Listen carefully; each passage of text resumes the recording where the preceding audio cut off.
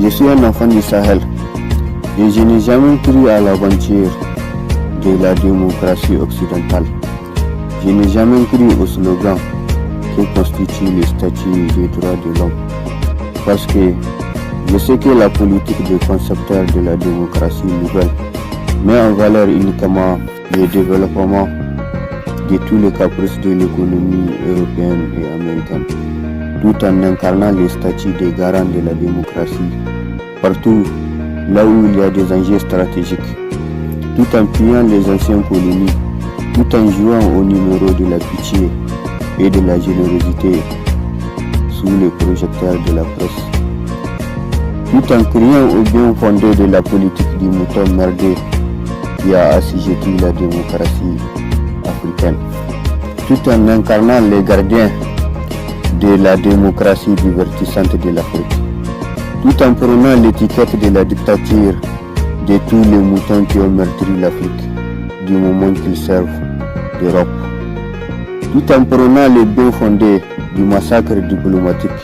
et chaotique du mouton militaire tchadien, tout en acceptant et en veillant à la coopération de la CEDEAO avec les moutons militaires tchadiens. Même si elle n'a jamais hésité à emmerder mon Mali,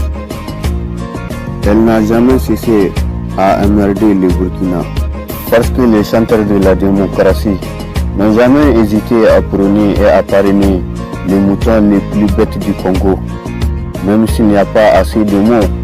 dans mon vocabulaire qui pourront m'aider à définir la relation du mouton Bongo avec les désastres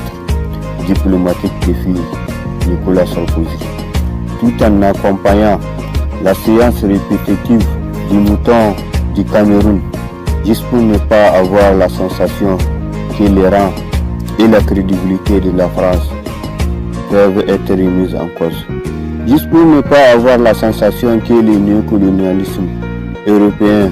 ne dépendra plus du vieux mouton qui a maintenu les mythes de la démocratie camerounaise, tout en acclamant la conduite exemplaire du mouton minier du Niger, celui-là même qui a farouchement dédié 10 années de sa misérable existence à servir les barjots bergers du néocolonialisme français.